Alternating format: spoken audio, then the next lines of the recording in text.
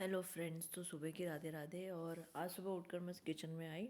सबसे पहले तो मैंने मुंह धो लिया, फिर मैं किचन में आके चाय बनाने के लिए पानी वगैरह निकालने लगी। तो और बाकी के बर्तन निकाले कि सोचा क्या बनाऊँ, लेकिन मैंने चौलाई फली काट के रखी थी जो बरबटी कहते हैं। तो फिर मैंने वो फ्रिज से निकाल के रखी थोड़ी सी नॉर्मल होने।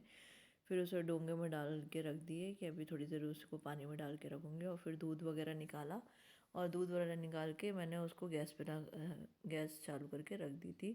और फिर बरबटी पे मैंने पानी डाल के रख दिया, थोड़ी सी भीग जाए वो धुल जाएगी। वैसे धोकर काटी थी, लेकिन मैं एक बार बनाने के पहले भी कभी कभी धो लेती हूँ। और फिर एक आलू काटी, क्योंकि ज़्यादा आलू नहीं खाते हैं घर में कोई, और पतिदेव को ज़्यादा आलू पसंद नहीं है, इसलिए सिर्फ एक ही आलू डाली थी। अधिकतर सब्जियों में आलू डाल के ही बनती है। और कभी हमारे ससुराल तरफ ये होता है कि कभी कभी आलू उसमें बहुत सारी सब्जियों में नहीं डलती है, लेकिन कुछ सब्जियों में आलू डलती है तो वैसे ही बनानी हो जाती है। कई सब्जियां उधर के हिसाब से बनती है और कई सब्जियां मायके के हिसाब से बनती है, तो दोनों प्रकार की सब्जियां बन जाती हैं। और फिर मैंने एक आलू धोकर काट लिए।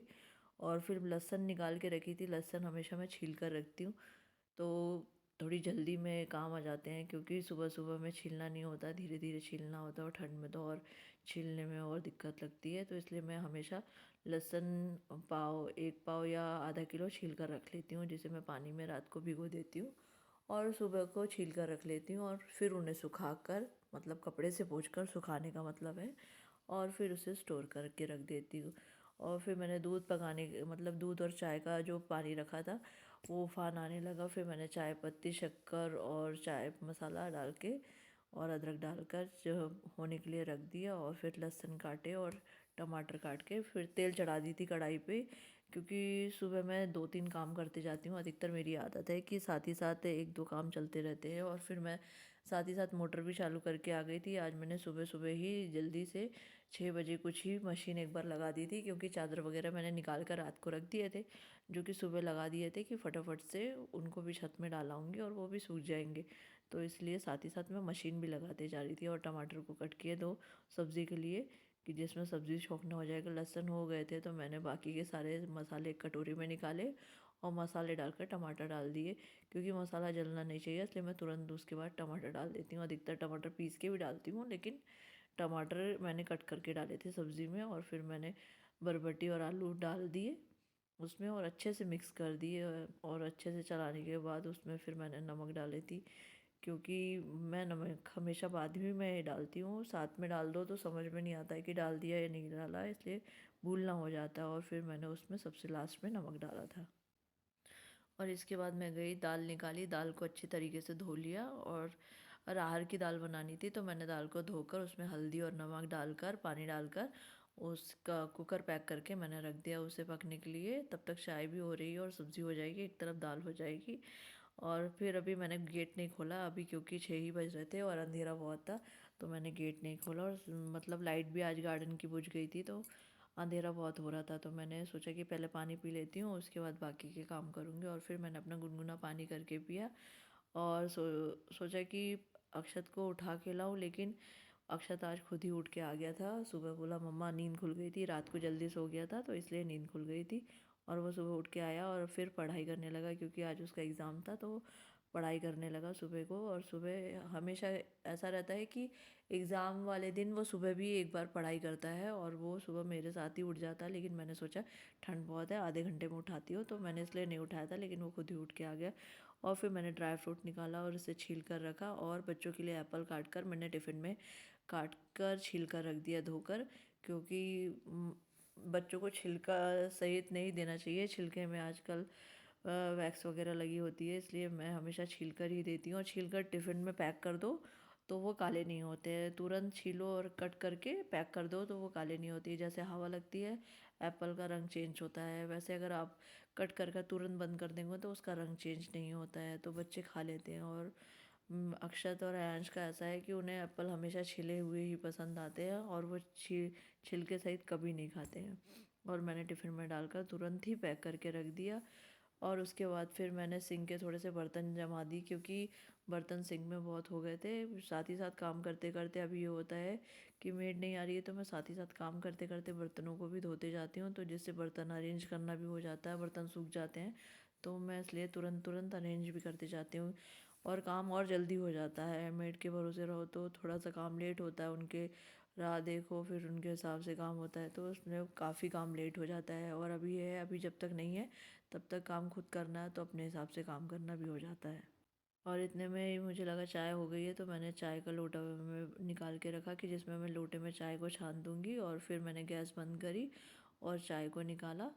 और चाय को छान कर सबसे पहले मैंने भगवान के लिए निकाली। हमेशा मैं भगवान के लिए चाय निकाल के रखती हूँ और उसके बाद फिर अपनी चाय निकालती हूँ। कभी कभी होता है कि मेरी चाय कभी कभी लेट भी होती है, क्योंकि काम करते करते टाइम कब निकल जाता है पता ही नहीं चलता, और ये भी काम करना वो भी काम करना, इस चक्कर में मैं अपनी चाय साइड में कर देती हूँ और फिर बाद में माइक्रोवेव करके पी लेती हूँ। कुछ कोई बात नहीं है, वैसा भी हमेशा होता ही रहता है ऐसा तो, क्योंकि सुबह सुबह काम इतने होते हैं कि कामों को करना पहले ज़रूरी होता है और फिर बाद में चाय पीना होता है। और काम करते करते चाय पीना मुझे आदत में नहीं है, इसलिए मैं थोड़ी 10 मिनट बैठकर ही चाय पीती हूँ। और मैंने पहले भगवान की चाय निकाल कर रख दी और बाकी की चाय उठा कर रख दी और सोचा थोड़ी देर से पीऊँगी गर्म करके।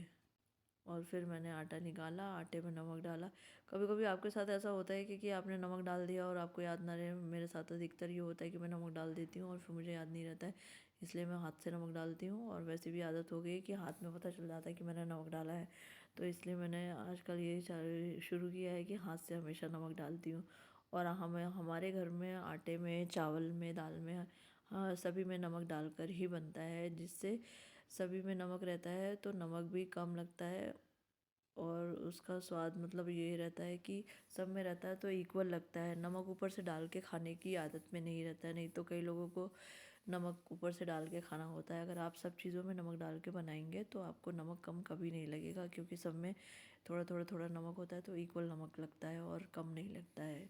और फिर थोड़े से बर्तन हो गए थे तो मैंने उन्हें धोकर रख दिया, क्योंकि वो रात के बर्तन मैंने अभी जमा दिए थे। और थोड़े से बर्तन हो गए थे तो मैंने फटाफट से, मेरे पास टाइम था तो मैंने धो दिया। और फिर मैंने सोचा कि थोड़ी देर आटा रेस्ट होने रखा है, अभी वो हो जाएगा तो फिर उसके बाद रोटियां उतारती हूँ। और अक्की को बुलाया और कहा आप जल का पानी भर लो, क्योंकि मोटर चल रही है। तो अक्की आया और थोड़ी देर बाद जल का पानी भरा, क्योंकि बोला मम्मा मैं कपड़े पहन रहा हूँ अभी आता हूँ और फिर जल का पानी भरता हूँ। तो जब तक मैंने बर्तनों को धोकर टोकनी में रख दिया सूखने के लिए, जब तक वो पानी निकल जाएगा और मैं बाकी के काम अपने ख़त्म कर लूँगी। वैसे भी कल शाम को मेरी फ्रेंड आई थी, तो उसके साथ बैठे बैठे काफ़ी टाइम निकल गया, पता ही नहीं चला था। और कुछ कुछ काम रह गए थे जो मैं कर नहीं पाई थी, क्योंकि फिर वो आई और फिर हम खाना खाए और फिर वो गई, तो फिर मेरे काम बहुत सारे लेट हो गए थे और फिर सोने का भी टाइम हो गया था। तो इसलिए फिर मैंने बाकी के काम नहीं करी थी और सुबह के लिए करने के लिए रख दी थी। फिर अक्की नहा के आया पूजा करके, तो मैंने उसका दूध और चाय निकाल दी और कहा मैं गर्म करके दे रही हूँ और तब तक आप अपना काम करके ख़त्म हो करके जल्दी आओ। और नहाने के बाद अक्की ने पूजा के बर्तन भी ऊपर से ला दिए थे मंदिर से, तो मैंने फिर उन्हें धोकर रख दिया। अधिकतर बच्चे बड़े हो जाते हैं तो बहुत सारे काम कर देते हैं, छोटे मोटे काम जो हमें करना पड़ता है तो वो कम कर देते हैं। और अक्की बहुत काम कर देता है, कभी बर्तन ला देता है, छत में कपड़े डाल देता है। मेरा बेटा बड़ा हो गया है, बहुत काम करके देता है मुझे। और उसके बाद फिर आटा हो गया था तो मैंने रोटियां उतारी। और रोटियां उतारने के बाद मैंने सबसे पहले अक्की का टिफ़िन पैक किया, क्योंकि उसको ही पहले जाना होता। और उसके बाद फिर मैंने बाकी की रोटियां उतार कर अयांश का पराठा बनाया और फिर मैंने अयांश का भी साथ ही साथ टिफ़िन पैक करना शुरू कर दिया था, क्योंकि लास्ट रोटियां बची थी और पराठा सिक रहा था, तो मैंने उसका भी टिफ़िन साथ ही साथ पैक करना शुरू किया था कि साथ में दोनों का टिफ़िन रखना हो जाता है। और अधिकतर मैं अक्षत को ही दे देती हूँ और वही टिफ़िन रख देता है। और कभी कभी ऐसा रहता है कि वो कुछ काम करता रहता है तो मैं बैग में टिफ़िन रख देती हूँ और दोनों के टिफ़िन रख देती हूँ।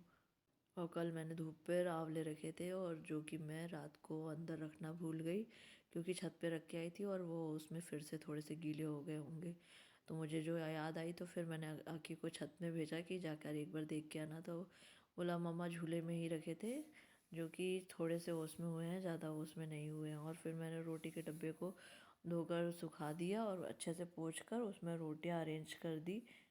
और नाश्ते के पराठों को साइड में निकाल कर रख दिया, क्योंकि तेल के पराठे रोटियों में रख दो तो ऊपर की रोटियां तेल तेल हो जाती हैं, तो इसलिए मैं उन्हें अलग करके रख देती हूँ। जब नाश्ता करना रहता है उनके पराठे बनते हैं, कभी कभी रख देती हूँ लेकिन अधिकतर मैं अलग करके ही रख देती हूँ। और अयांश की रोटियों में मैंने घी लगा के रखा था, क्योंकि अक्की स्कूल से आने के बाद सिर्फ दाल चावल खाता है और आयन दाल चावल सब्ज़ी रोटी सभी कुछ खाता है, क्योंकि वो पूरा टिफ़िन कंप्लीट नहीं करके आता है। इसलिए उसको भूख बहुत तेज़ लगती है और वो फिर घर आके पूरा खाना खाता है। और फिर दाल पकाने के लिए मैंने लहसुन, राई, ज़ीरा और कड़ी पत्ता वगैरह, हरी मिर्च डाल दी और दाल का तड़का तैयार कर लिया। और उसके बाद फिर मैंने थोड़ी सी हल्दी भी डाल दी, क्योंकि हल्दी दाल में कम लग रही थी तो मैंने और थोड़ी सी डाल दी। और उसके बाद मैंने दाल पलटा दी और थोड़ी देर होने के बाद मैंने उसमें धनिया काट कर उबाल आने दी। अक्षत की वैन आई, एक्चुअली आज 2-3 वैन आके गई यहाँ से, क्योंकि वहाँ आगे भी बच्चे जाते हैं लेकिन वैन उनकी थोड़ी आगे पीछे आती है, तो ऐसा लगा कि अक्की की वैन आ गई, लेकिन अक्की की वैन साथ ही साथ आई थी तो समझ में आया नहीं। और वैन वाले भैया का हॉर्न भी ख़राब था, तो फिर उन्होंने आवाज़ दी तो अक्षत ने जाकर देखा और फिर वैन में जाके बैठ गया।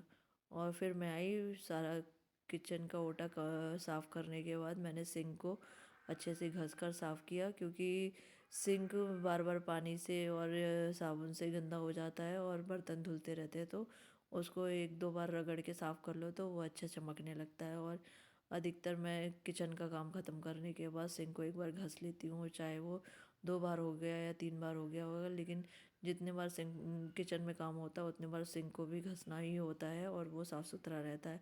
सिंक गंदा अच्छा नहीं दिखता है, क्योंकि फिर पूरा किचन ही गंदा दिखता है हमेशा का।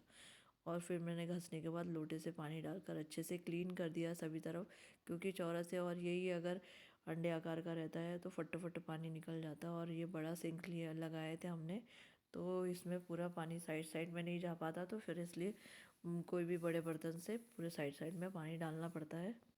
फिर मैं बाहर गई, बाहर के आंगन को धोकर अच्छे से साफ़ करके आई, क्योंकि मैंने झाड़ू तो लगा दिया था लेकिन बाहर पोछा ना लगा के मैं आजकल आंगन में थोड़ा पानी डाल दे रही हूँ और पोर्च एरिया में भी वाइपर चला के पानी डाल के अच्छे से साफ़ करके आ जा रही हूँ, क्योंकि कॉर्नर वगैरह में पोछा मॉप वाला जाता नहीं है, तो इसलिए मैं उसको पानी डालकर अच्छे से धोकर साफ़ कर आती हूँ। और पेड़ों में भी पानी डालना रह गया था, अभी ठंड के कारण ज़्यादा पानी डालना नहीं हो रहा है तो 2-3 दिन के आ डालती हूँ, तो इसलिए फिर मैंने पेड़ों में भी पानी डाल दिया। और फिर मैं डस्टिंग करने चली आई थी, टेंडम वगैरह में अच्छे से डस्टिंग कर दी, क्योंकि ये हाथ लग लग के गंदे हो जाते हैं तो इनको रोज़ ही पोंछना होता है। किचन के पास तो रोज़ ही डस्टिंग होती है और बाकी सभी जगह तो कभी एक आधी दिन छोड़ के भी हो जाती है, लेकिन यहाँ पर रोज़ ही होती है, क्योंकि किचन में काम करते करते या बच्चे पानी लें या कुछ हो तो गंदे हाथ लग ही जाते हैं और फिर ये गंदे हो जाते हैं, तो इसलिए एक बार पोंछ दो तो वो दिन भर साफ़ सुथरे रहते हैं और गंदे नहीं होते हैं और कोई भी दाग धब्बे नहीं दिखते हैं। ये हमेशा की आदत है मेरी साफ़ करने की,